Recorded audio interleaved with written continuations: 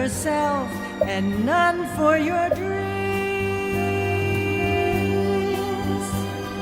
You work every day at a job so lame, and every night the ending's the same. No dream will come true. You only live once.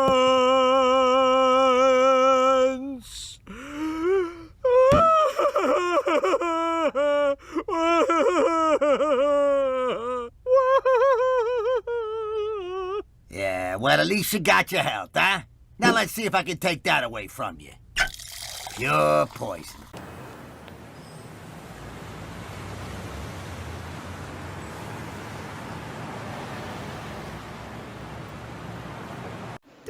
People say you have to have a lot of passion for what you're doing, and it's totally true. And the reason is because it's so hard that if you don't, any rational person would give up. It's really hard, and you have to do it over a sustained period of time. So if you don't love it, if you're not having fun doing it, and you don't really love it, you're going to give up.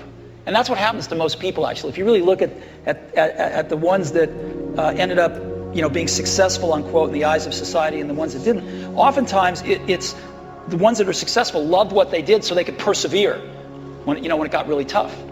And the ones that didn't love it quit because they're sane, right? Who would want to put up with this stuff if you don't love it? So it's a lot of hard work, and it's a lot of worrying constantly. And if you don't love it, you're going to fail. So you got to love it. You got to have passion.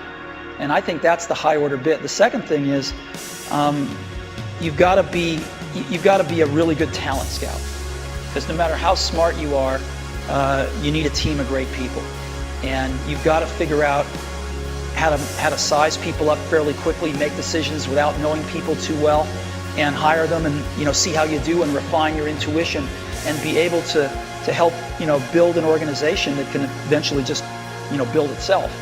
Because you need great people around you. I'd tell you everything I wish I'd known starting out, and a few things that looking back on it, I suppose I did know. And that I also give you the best piece of advice I'd ever got, which I completely failed to follow. First of all, when you start out on a career in the arts, you have no idea what you're doing. This is great. People who know what they're doing know the rules, and they know what is possible and what is impossible. You do not, and you should not. The rules on what is possible and impossible in the arts were made by people who had not tested the bounds of the possible by going beyond them. And you can. If you don't know it's impossible, it's easier to do. And because nobody's done it before, they haven't made up rules to stop anyone doing that particular thing again. Sometimes the way to do what you hope to do will be clear-cut, and sometimes it'll be almost impossible to decide whether or not you're doing the correct thing, because you'll have to balance your goals and hopes with feeding yourself, paying debts, finding work, settling for what you can get. I learned to write by writing.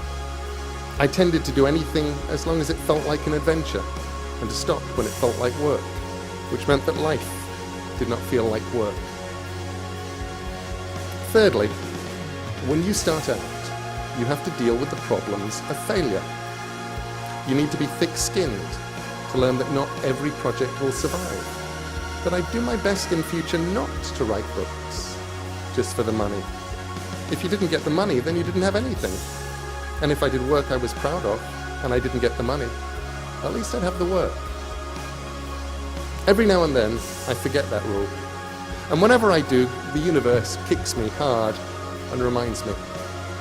I don't know that it's an issue for anybody but me, but it's true that nothing I did where the only reason for doing it was the money was ever worth it, except as bitter experience. Usually I didn't wind up getting the money either. The things I did because I was excited and wanted to see them exist in reality have never let me down, and I've never regretted the time I spent on any of them. The problems of failure are hard. The problems of success can be harder because nobody warns you about that.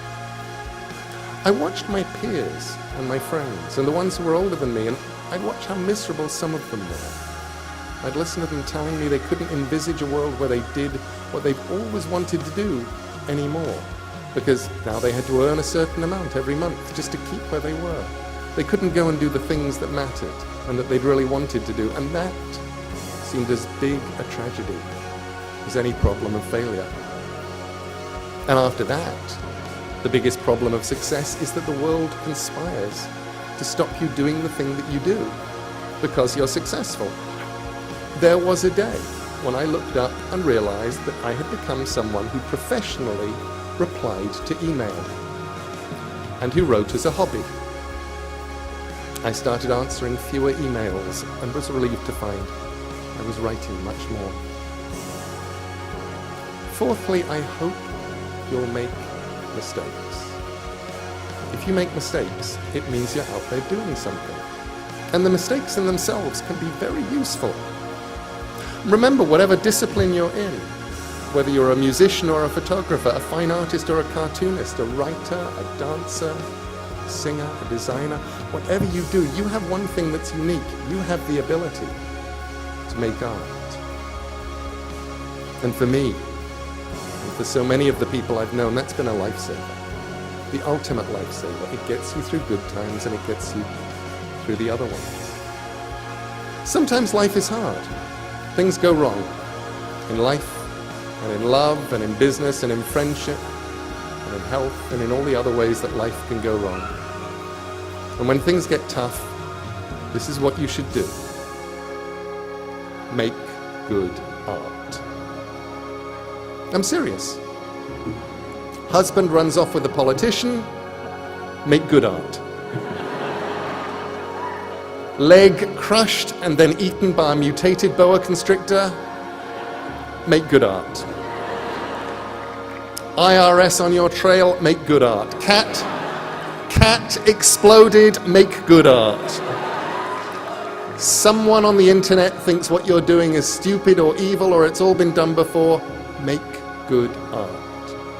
Probably things will work out somehow. Eventually time will take the sting away. And that doesn't even matter. Do what only you can do best. Make good art. Make it on the bad days. Make it on the good days too. And fifthly, while you're at it, make your art. Do the stuff that only you can do. The urge starting out is to copy, and that's not a bad thing. Most of us only find our own voices after we've sounded like a lot of other people.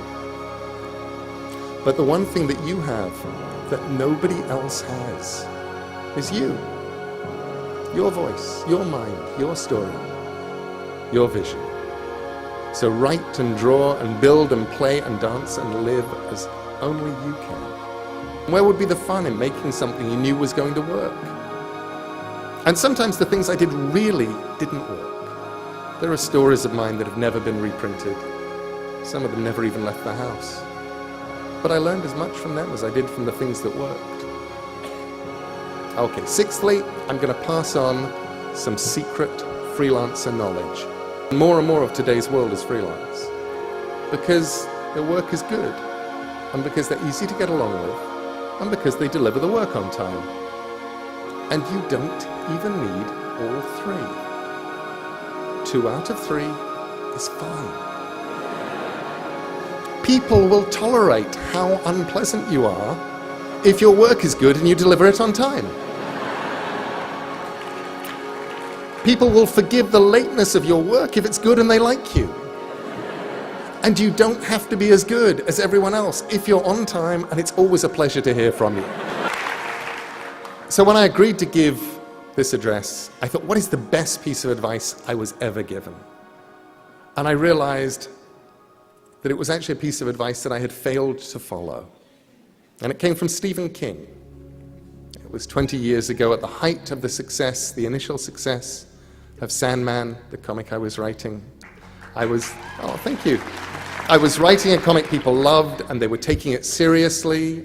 And Stephen King liked Sandman and my novel with Terry Pratchett, Good Omens, and He saw the madness that was going on, the long signing lines, all of that stuff, and his advice to me was this. He said, this is really great. You should enjoy it.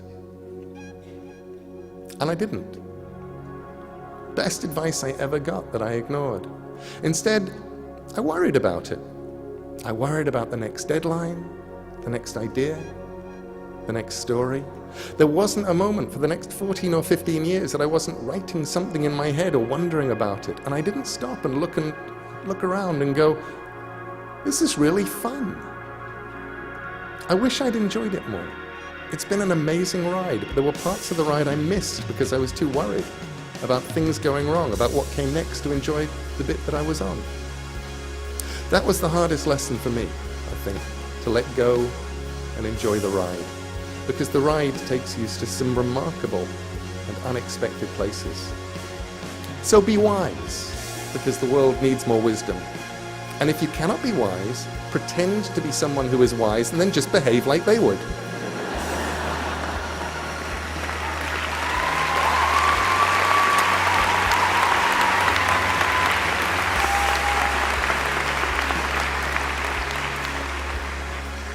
And now go and make interesting mistakes, make amazing mistakes, make glorious and fantastic mistakes, break rules, leave the world more interesting for your being here. Make good art. Thank you.